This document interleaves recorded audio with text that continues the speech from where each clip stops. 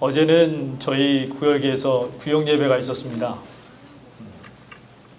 제가 일주일에 5일을 일하기 때문에 밤낮 없이 일합니다. 낮에 9시간, 저녁에 새벽에 한 3시간, 4시간 해서 하루에 15시간 내지 16시간을 일합니다. 그것도 캐나다 와서 일합니다. 일을 하고 왔더니 저녁에 구역 예배를 드리고 있었습니다. 여러 가지 식사하고 그 다음에 담소를 나누는 가운데 요 맨 앞에 있는 유리 어디 갔습니까? 유리톤으로 할 수는 없고 유리가 오늘 갑자기 강성훈 목사님하고 사모님하고 같이 있는데 갑자기 유리가 울더라는 겁니다. 유리 톤으로 울을까요? 나중에 유리 톤을 한번 들어보십시오. 엉엉 울면서 하는 소리가 엄마 아빠가 죽으면 안 된다는 것입니다.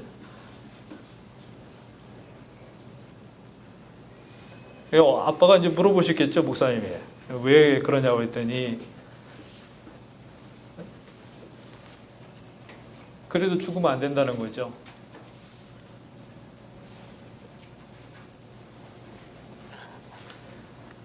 그러면서 하는 소리가 나는 아직 어리기 때문에 밥할 줄을 모른대요. 이게 아이들의 마음입니다. 오늘 아침에 갑자기 있었던 일입니다.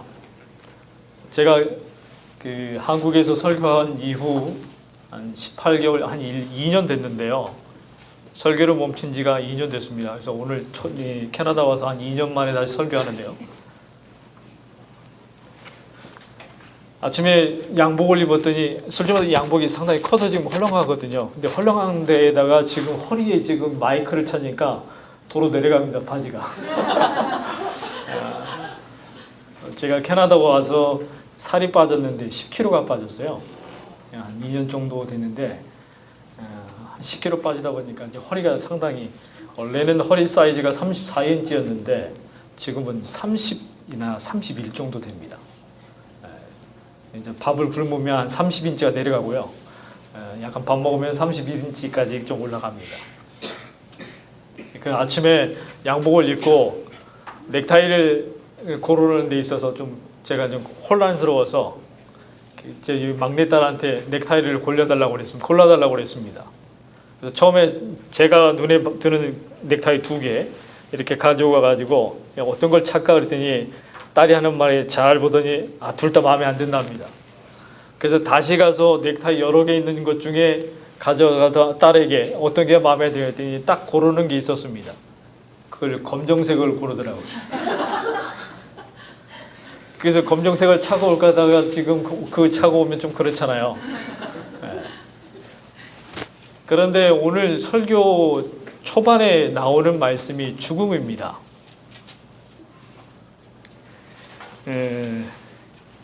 근래 와서 제가 경험을 많이 하는데요. 18개월 이 사이에 제 장인어른이 돌아가셨고, 그 다음에 제 여동생이 소천했고, 그 다음에 제 어머니가 소천하셨고, 그리고 저희 장모님의 오빠가 소천했습니다. 그 중에는 직접 임종을 본 경우도 있고요. 그렇지 않고 기도하고 멀리서 바라본 것도 있습니다. 최근에는 이제 어머니가 소천해서 한국에 급하게 갔다 왔습니다. 그 임종의 모습을 보고 제가 한국에 도착했을 때는 어머니가 크게 의식이 없었습니다. 거의 주사 바늘에 의지해서 계셨는데, 다행히 저는 이게 시간을 정해놓고 갔기 때문에 제 아들 입장에서는 제가 10일 날 가야 되는데 그 캐나다로 출국해야 되는데 어머니는 끝까지 살아 계시는 거예요. 다행히 어머니가 돌아오기 3, 4일 전에 새벽에 제가 하루를 밤을 샜는데요. 잠시 의식을 찾으셔서 대답은 못 하시더라도 입과 눈으로 이제 대답을 하시는데 참 그 짧은 시간에 많은 대화를 나눈 것 같습니다. 제가 목회자의 길을 갈 때 반대는 안 하셨지만 끝까지 지켜보시겠다는 분이 어머니와 아버지셨습니다. 근데 그 어머니가 지금 제 눈앞에 이제 돌아가시려고 준비하고 있습니다. 몸집은 작습니다. 저희 아버지는 키가 한 173에서 174 정도 되는데요. 저희 어머니는 키가 152인가 됩니다. 고목나무에 매미 붙은 거죠. 저희 아버님은 몸무게가 제가 어렸을 때에는 90kg가 넘으셨기 때문에 더 그런 느낌이 납니다. 근데 두 분 다 가진 거 없이 만나셨기 때문에 정말 열심히 사셨습니다. 저희 장인 장모님도 마찬가지시지만 그런 분이 현재 지금 모든 걸 다 뒤로 하시고 누워 계셔서 움직이도 못하시는 모습. 결국에는 많은 대화 나누시고 그리고 기다린 시간에 임종하셨는데요. 한 마리의 사자를 봤습니다. 70 한 중반까지 살아오실 때 초원을 그렇게 상당히 열심히 살아오셨거든요. 세상의 모든 건 풍파를 다 겪으시면서 사셨던 모습 그대로 계시는 모습. 실제로 머리도 사자입니다. 나중에 사진을 보시면 알겠지만 머리가 쓰면 사자처럼 생겼습니다.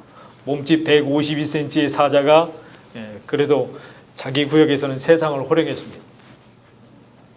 자녀 6명을 낳으시고 그렇게 사시다가 가시는데 빈손으로 가시더라고요. 제 손이 어머니 손을 닮아서 똑같습니다. 돌아가시기 전에 손을 이렇게 만지면서 얘기할 때 보니까 손에 들은 것은 하나도 없다는 겁니다. 빈손으로 왔다가 빈손으로 가는 것이 사람의 인생이라는 것을 다시 한번 깨달았습니다. 장인어른도 마찬가지더라고요. 장인어른도 빈손으로 가셨습니다. 제 여동생도 마찬가지. 제 여동생은 직장암으로 고생하다가 한 2, 3년 고생하다 갔는데요. 그 옆에서 저희가 1년, 2년 정도 지켜봤는데요. 그 친구 역시 고통스럽게 갔지만 빈손으로 갔습니다. 저희 장모님의 오빠도 마찬가지. 빈손으로 왔다 빈손으로 갑니다.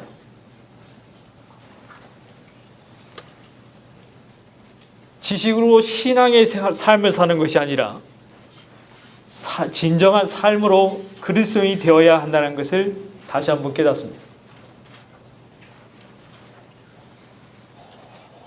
그 죽음에 이르는 7가지 죄가 있습니다.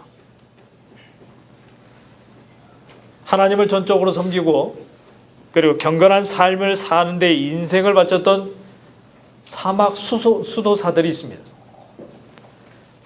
이들이 처음 만들었던 죽음에 이르는 7가지 죄가 있습니다. 그 첫 번째가 바로 교만이요, 그리고 시기요, 나태요, 분노요, 탐욕과 탐식과 그리고 정욕입니다. 제가 만든 게 아니고요. 사막 수도사들이 처음 만들었던 죄의 목록들입니다. 이 죄들이 바로 사막 수도사들이 수행하는 데 있어서 수도 생활을 위협하는 가장 큰 유혹이었던 것입니다. 일찍이 교황 그레고리오스는 이 죄가 우리가 살아가는 일상, 이 일상을 살아가는 데 있어서 신자들에게도 적용된다고 판단했습니다. 그래서 교회로 들여왔고 로마 카톨릭 교회는 1000년이 넘게 신자들에게 가르쳤습니다. 그래서 저는 오늘 말씀을 드리고 싶은 것은 바로 두 번째 죄인, 바로 7가지 죄 중에 시기입니다. 이 시기라는 것은 눈에 보이는 존재 때문에 자신이 형편없고 비참하게 여겨져서 상대를 끌어내리고 싶어하는 마음입니다.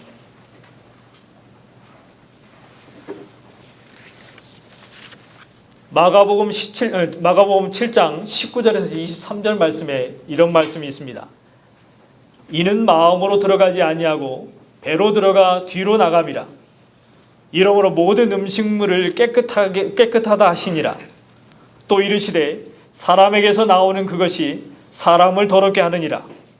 속에서 곧 사람의 마음에서 나오는 것은 악한 생각, 곧 음란과 도둑질과 살인과 간음과 탐욕과 악독과 속임과 음탕과 질투와 비방과 교만과 우매함이니 이 모든 악한 것이 다 속에서 나와서 사람을 더럽게 하느니라. 저는 이 말씀 중에 질투라는 말씀을 핀셋으로 꼽아봤습니다. 이 질투는 영어로는 envy입니다. 뜻은 시기, 또 다른 뜻은 흘기는 눈이란 뜻입니다. 이 뜻은 자세히 보다. 이 자세히 보다는 어원을 지닌 라틴어 인비디아에서 온 것입니다. 중세 그림에 보면 한 그림이 있습니다. 그림을 보내려고 했더니 오늘 처음 이렇게 리모델링한 곳에 예배드리면 다 버벅거릴 것 같아서 그림을 안 갖고 왔습니다. 설명하겠습니다. 중세 그림 한 장면인데요. 상상해 보십시오. 한 상점인데 상점 주인과 그리고 서민들이 살고 그 앞에 부자 사람이 지나갑니다. 서민으로 보이는 사람이 귀티나는 옷차림을 한 부자를 바라보는데요.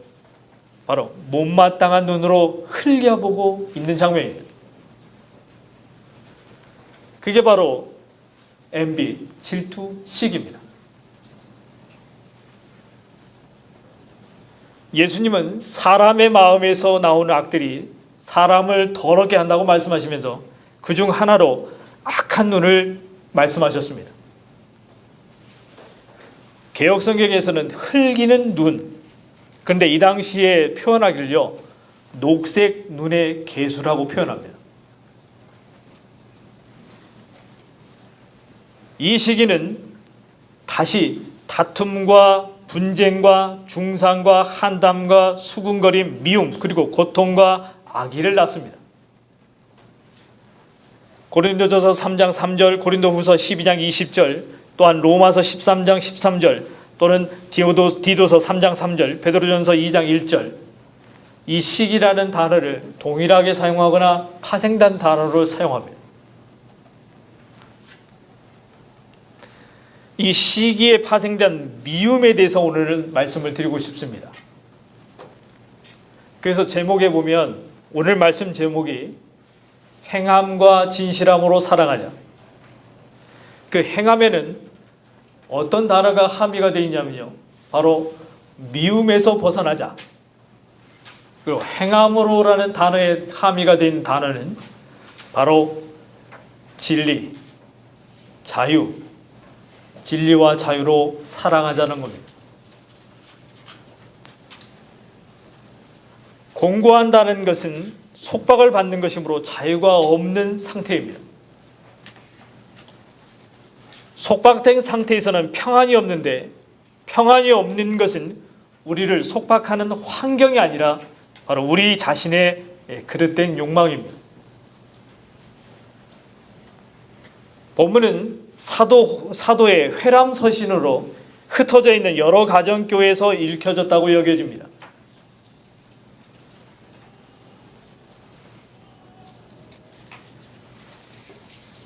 가정교회에 대해서 설명하려고 했더니 저희 딸이 아침에 여기 와서 하는 얘기가, 아빠 설교는 짧게 하는 소리가 예수 그리스도 이름으로 기도합니다. 아멘. 끝. 그리고 한다는 소리가, 그러면 우리는 놀 시간이 많다는 겁니다. 그래서 이 가정교회에 대해서는 살짝 빼겠습니다. 페람 서신으로 가정교회에서 읽혀졌던 본문 내용입니다.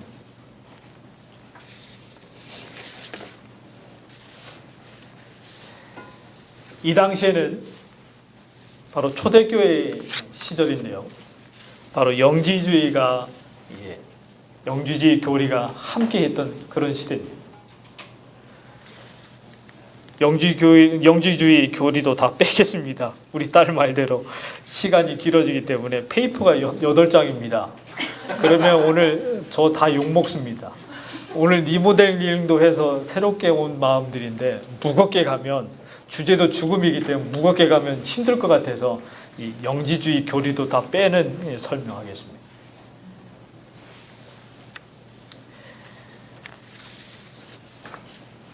이 이당 종교가 널리 퍼져 있던 시기였습니다. 그들의 교리는 간략하게 설명드리면 영적인 것은 선한 반면에 육체는 악함으로 육체로 악을 행하는 것이 당연하다고 받아들였습니다. 그리고 육체의 죄가 영혼에게 영향을 미치지 않는다고 보았습니다. 결국 이는 우리가 믿고 있는 구원론과 기독론, 이 두 기둥을 흔듭니다. 하나님의 형상대로 창조된 인간의 본래의 상태, 그 후 죄가 세상에 들어옴에 따라서 인간과 하나님과의 관계가 파괴가 됐는데 이것을 회복 또는 구속 그리고 갱신하는 것을 바로 구원이라고 합니다. 예수 그리스도는 누구이신가? 한 위격 안에서 완전한 하나님이셨고 완전한 사람이셨고 또한 영원히 그러하실 것이라는 것, 이것이 바로 기독론입니다. 이 두 기둥이 흔들리게 됩니다.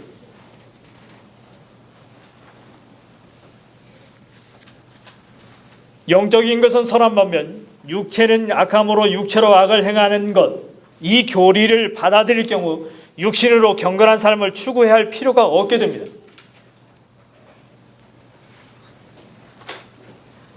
오늘날에도 한국교회와 신자들의 삶에도 이와 비슷한 생각, 이 사고가 유행하고 있습니다. 그렇게 살아갑니다.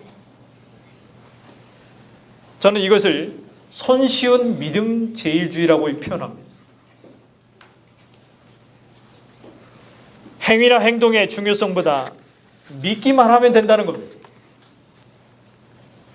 이런 사고로서 믿는 대상이 무엇인지조차 불분명합니다. 교회는 다 갑니다. 교회는 워낙 많기 때문에 문 열고 나가면 다 교회이기 때문에 교회는 다 갑니다. 중요한 것은 누굴 믿는지, 그 믿음의 대상이 무엇인지도 불분명하다는 것입니다. 그러나 쉬운 믿음 제일주의는 우리 주변에 정말로 광범위하게 퍼져 있습니다. 그래서 세상 그 불신자들에게 지탄을 받지 않습니까? 왜 그리스도인답게 살지 못하느냐? 왜 기독교인처럼 살지 못하느냐? 너희가 교회를 다니면 예수님을 믿고 예수님의 말씀처럼 하나님 말씀대로 살아간다는데 왜 그렇게 못 살아가냐는 거예요. 믿기만 하면 된다는 이 쉬운 믿음 제일주의로 살아가기 때문에 그렇습니다. 성경을 기준으로 교육받고 따르는 그곳에 질책과 더불어 위로가 넘치는 것을 경험할 수 있습니다. 선택적으로 진리를 받아들여서는 우리의 병을 나을 수가 없습니다. 아픈 과정을 겪어야 병이 고침받고 온전해집니다. 그렇잖아요. 어떤 곳에 아픔이 있으면 그 아픔을 겪어야만 그 병을 고치거나 나을 수 있습니다. 인간이 죄를 지을 때 내면의 도움이 반드시 요구됩니다.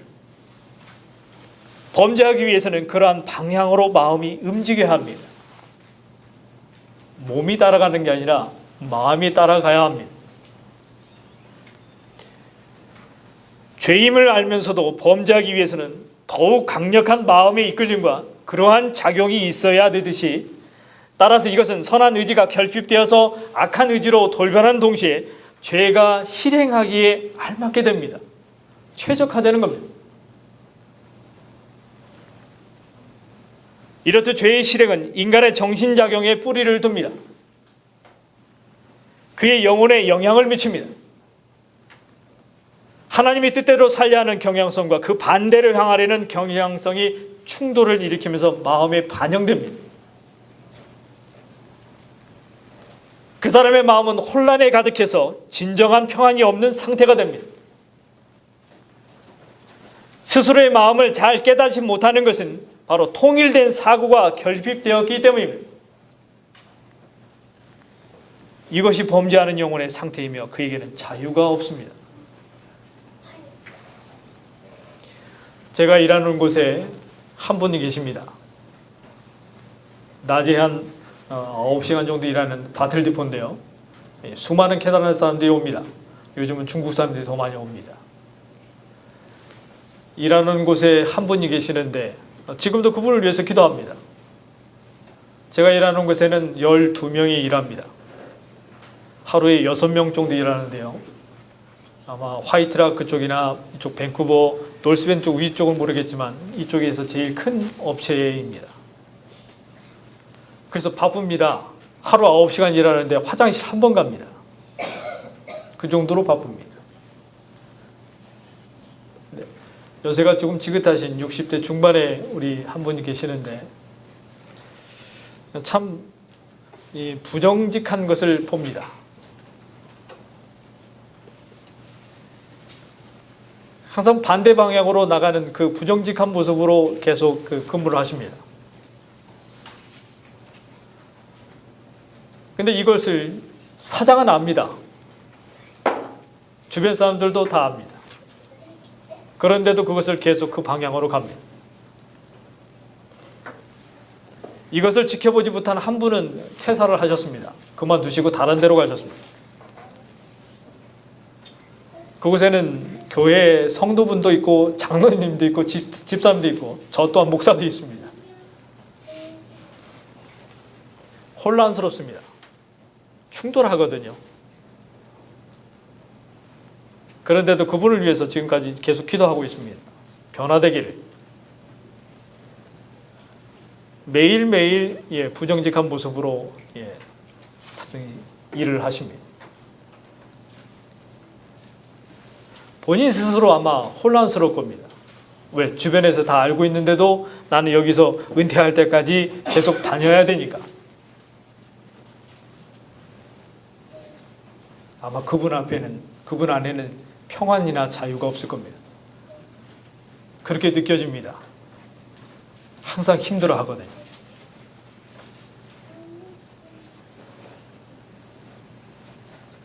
이것이 범죄하는 영혼의 상태이며 그에게는 자유가 없습니다. 본문 15절에 보면 그 형제를 미워하는 자마다 살인하는 자니, 이 말씀에서는 미움을 살인에 비유합니다. 어떤 대상을 미워한다는 것은 그 대상의 일부분을 믿게 여기는 것이 아니라 그 대상의 존재 자체를 미워하는 것입니다. 이런 말이 있습니다. 주는 것 없이 밉다. 한번 보십시오. 좌우를. 주는 것 없이 밉는 사람이 있는지. 있잖아요. 주변에 옆에 보면 정말 주는 것 없이 미운 사람이 있다니까요. 저도 있어요. 근데 말을 못합니다. 존재 자체만으로도 미워하는 것입니다. 그게 내 아내가 될 수도 있고 남편이 될 수도 있고 자식이 될 수도 있습니다. 아니면 이웃이 될 수도 있습니다. 이 미움 또는 사랑은 모두 총체적으로 운동하기 때문입니다. 예를 들어서 하나님과 원수가 된다는 표현이 있습니다. 하나님 속까지 원수된다는 의미입니다. 참 표현이 어려운데요. 하나님 속까지 원수된다는 의미로, 즉 하나님과 대상 사이의 원수라는 것이 독립적으로 등 돌리고 존재하는 것이 아니라 원수되는 존재 안에 깊숙한 곳까지 원수가 된다는 것입니다. 어떤 사람이 있음이 미울 때 미움의 감정을 제거하는 방법이 바로 살인입니다. 신문에 나오는 살인자들 보면 그분들의 동기가 대부분 다 미움입니다. 미움으로 된 파생되는 여러 가지 아까 말씀드린 대로 그런 양상의 결과적인 모습이 바로 살인입니다. 미움이 환경적인 제약을 받음으로 멈추는 것이지 제약이 제거되면 살인으로 발전됩니다. 미워서 죽이고 싶다. 그렇잖아요. 어느 순간이 되면 정말 내가 많이 당하고 있을 때 정말로 미워서 죽이고 싶다는 이런 마음, 이런 생각이 듭니다. 이런 말은요, 바로 감정의 임계점이 한계를 벗어난 겁니다. 바로 감정으로 살인하는 것입니다. 미워함이 우리 속에 있으면 하나님을 사랑할 수 없습니다. 내 안에 미워함이 있는데 하나님을 사랑한다는 것은 말이 안 됩니다. 사랑은 교통하는 속성을 지니므로 하나님에 향한 지순의 사랑은 사람을 사랑하는 대로 흘러가게끔 되어 있습니다. 그래서 하나님의 은혜는 흘러간다고 표현하지 않습니다. 고이면 썩는다고 말씀하죠.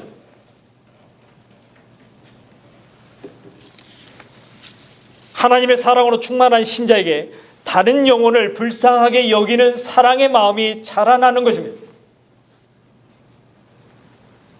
이 사랑이 서로 교통하지 않는다면 이는 지순의 사랑이 아닌 단절된 사적인 사랑뿐밖에 안 됩니다.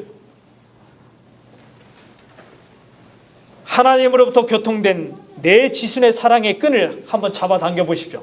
한번 좌우측을 보시고 잡아당겨 보십시오. 좌우를 보십시오. 한번 앞뒤를 보시고 하나님이 주신 지순의 사랑의 끈이 나를 통해서 옆으로 뒤로 앞으로 그 끈이 가 있는데 그 끈을 한번 잡아당겨 보십시오. 끊어져 있으면 안 되는데.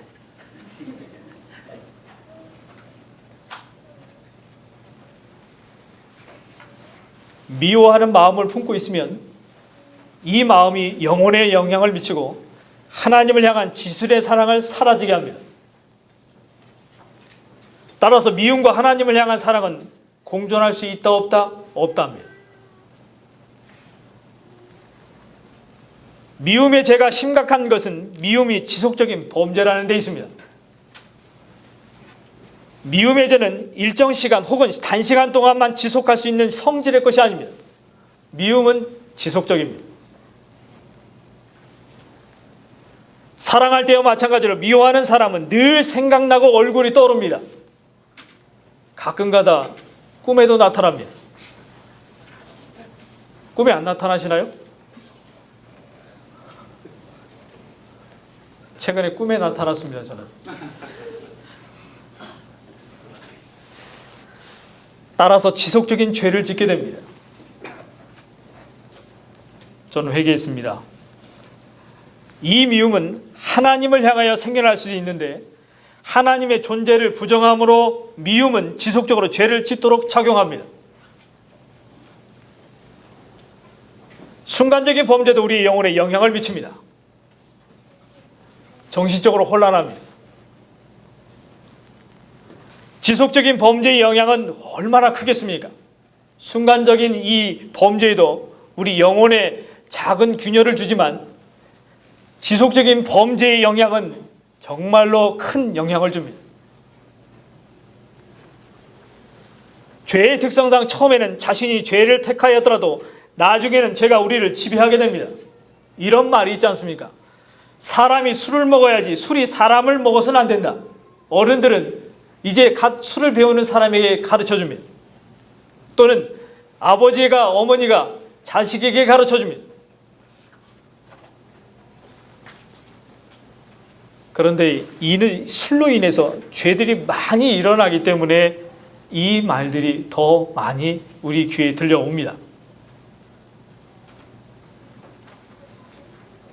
미움이 우리 존재를 속박하는 것입니다. 미움의 힘은 강력해서 그 대상이 죽은 다음이라도 남는다는 특성이 있습니다. 미움은요, 내가 방향을 향해서 그 사람이 미워할 때도 그 미움이 대상이 죽어도 그 미움은 계속 앞으로 전진되어 있습니다.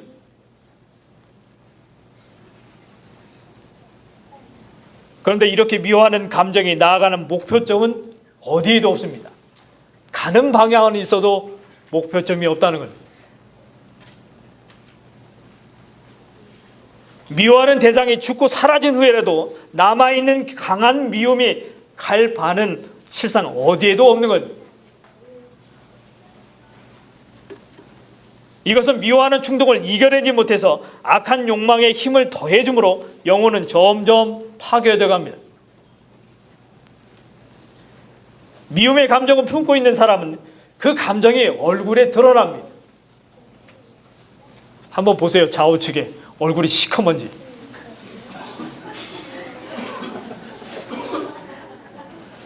저는 얼굴이 타서 그렇고요. 로키에 11일 갔다 왔더니 얼굴이 시커멓게 탔습니다. 그런데 저는 체질상 얼굴이 타면 시간이 지나면 도로 이렇게 하얘집니다. 제 속살을 보여주면 좀 놀라시면 제 속살이 하얗거든요.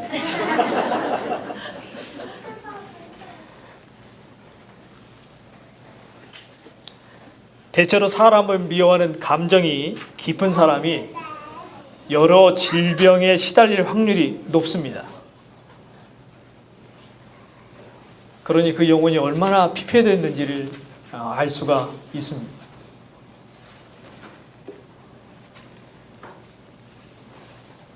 미움은 어떤 대상으로부터 상처를 받았기 때문에 생겨나는데 그 대상이 가까운 관계일수록 그 상처가 크고 미움도 큽니다.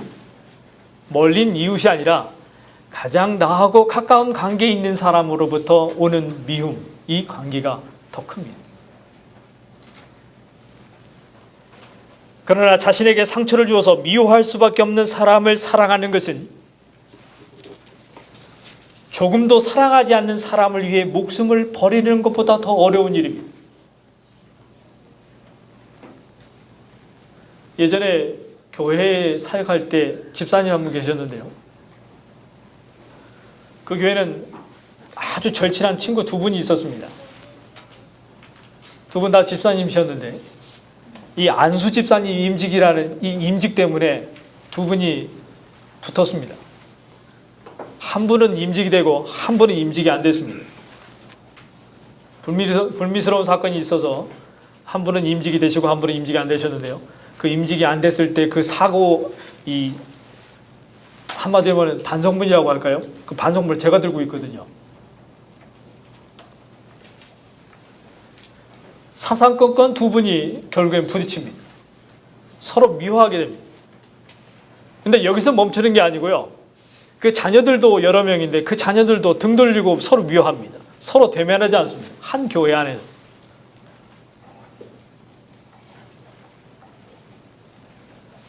아마 미움의 관계가 그런 것 같습니다. 누군가를 미워할 때 그 미움으로 인해 가장 피해받는 사람은 내가 아니라 바로 상대방이 아니라 미움의 대상이 아니라 바로 납니다. 미움을 품은 한편으로 다른 선행을 베풀어서 악한 마음 품는 것을 합리화하는 것은 부질없는 짓입니다. 미움의 특성은 미워하지 못하도록 제재를 받을 때 그 미움을 버리기보다 차라리 자기 자신의 존재를 없애는 쪽을 택하는 것으로 미워하는 그로 인해 이 세상의 참 자체를 포기할 만큼 미움의 뿌리는 깊고도 깊습니다. 마음을 다스리는 일은 이처럼 어렵습니다. 미워하던 그를 깊이 용서하는 것은 선교사님들이 선교사로 헌신하는 것만큼이나 위대한 일입니다.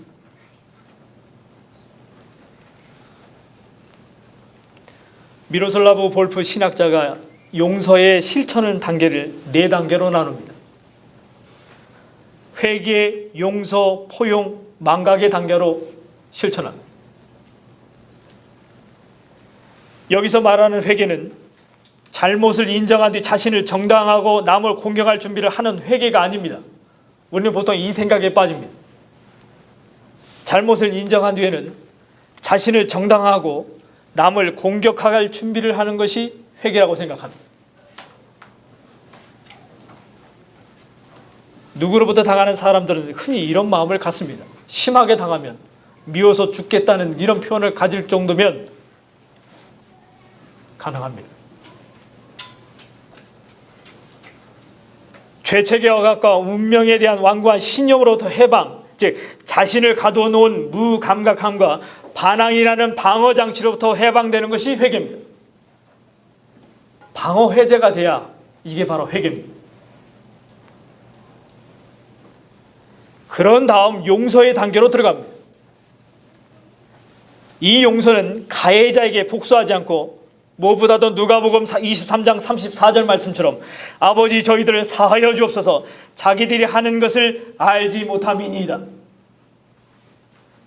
하나님 아버지께 그들을 용서해달라고 하면서 십자가에 못 박혀 돌아가신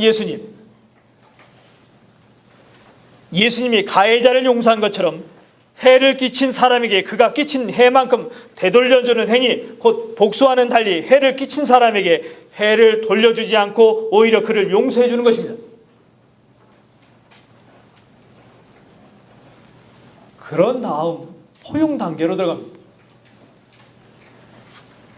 원수가 된 세상에 자신을 내어놓으시고 동시에 원수를 끌어안으신 결과로 보여주신 십자가, 그 안에 나타나는 세상에 대한 하나님의 사랑으로 포용하라는 것입니다. 옆에서 지켜보면서 느끼는 제 생각일지도 모릅니다.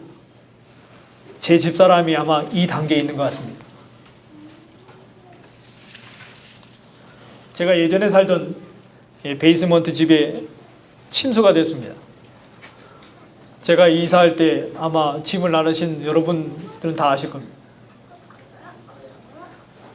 이머진시라고 해서 모든 계약이 파기됐다고 단시간 내에 내몰렸습니다.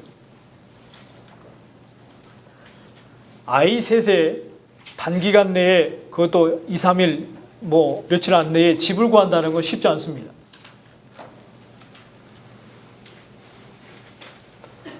그래도 아는 집사님의 집에서 그래도 연락을 주셔서 그쪽으로 옮겼습니다. 집 계약하자 30분 만에 이삿짐을 나르기 시작했습니다. 그전에도 수많은 스트레스를 많이 받았습니다. 집사람은 혈압이 200이 넘어갈 정도로 계속 올라갑니다. 저는 아까도 말씀드렸듯이 하루에 일과가 일이 15시간, 16시간이기 때문에 지켜볼 뿐 도와줄 수 있는 방법이 없습니다. 수많은 스트레스를 받습니다.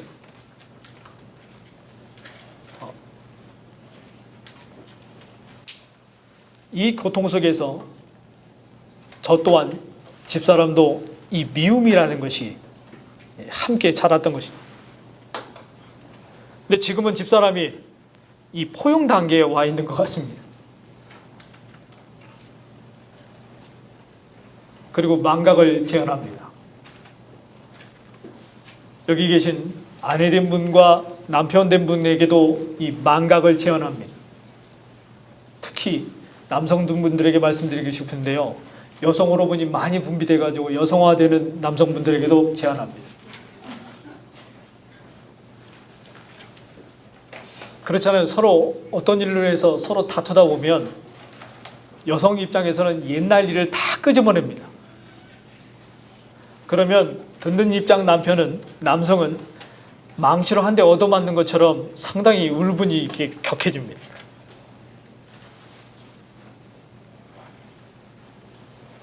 망각을 제안합니다. 망각하지 않는 한 지나간 고통과 당한 악을 기억 속에서 완전히 지우지 않는 한 진정한 화해와 평화가 없다는 겁니다. 제가 그렇다는 겁니다.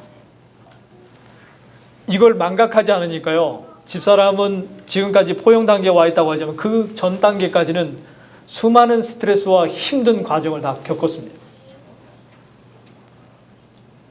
저는 그것을 말로는 표현을 못하니까 몸을 표현해가지고 이사다 말고 쓰러졌습니다.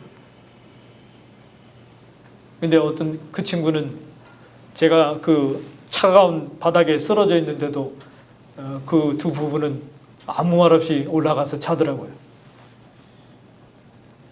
나중에 집사람이 와서 저를 데리고 그 찬바닥에서 자는 것을 데려가서 새로 이사하는 집도 찬바닥이지만 거기서 그냥 이불 하나 깔고 몸을 누웠습니다.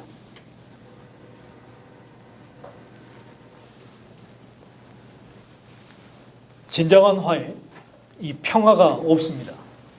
망각해야 합니다.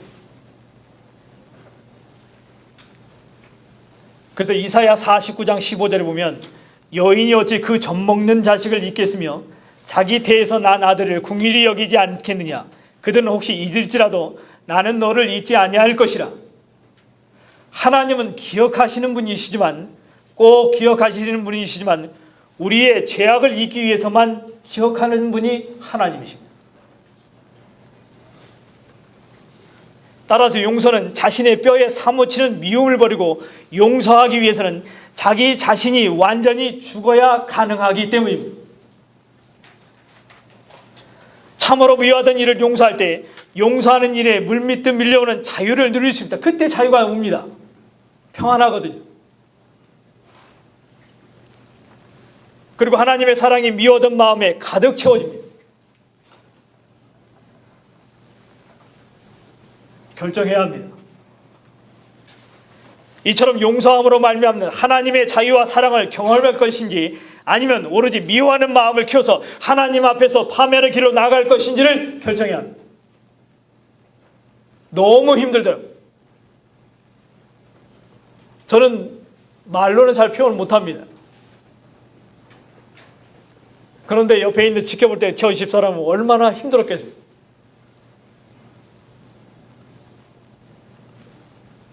저뿐만 아니라 집사람뿐만 아니라 모든 성도분들이 다 마찬가지고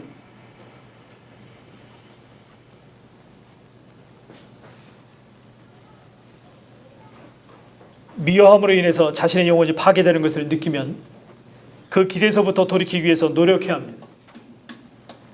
자기 부인하는 가운데 그를 위해서 기도하고 주님의 축복을 구할 때 간절함과 꾸준함으로 기도할 때 두터운 미움의 장벽을 뚫고 하나님의 은혜의 샘물이 그때서야 퐁퐁 쏟아집니다. 그래서 그가 하나님의 징계를 받는 것조차 내 마음의 아픔으로 다가오게 되는 겁니다.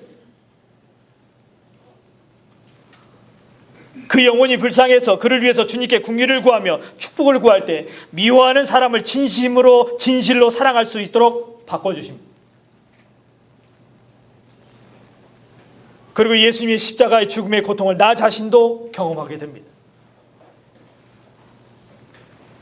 나 자신의 무정함이나 쉽게 원수 맺음 등의 옛 자아, 옛 모습, 예수님이 십자가 앞에서 죽어나가는 경험을 하게 됩니다. 이렇게 옛사람이나 옛 자아가 죽을 때 참으로 아프고 고통스럽지만 바로 그리스도와의 연합 속에서 내 안에 바로 사랑과 자유가 커져만 갈수록 미워하던 사람을 더 용서하고 사랑하고 품을 수 있게 됩니다. 그래서 저희 집사람은 그 집에 그 친구들을 초대하려고 합니다. 그 친구가요 8년 후배입니다. 중학교 후배의 고향 후배입니다. 아버지와 아버지 두 분은 2분 거리에 집을 가지고 서로 왕래하는 사이입니다. 그래도 초대할 겁니다.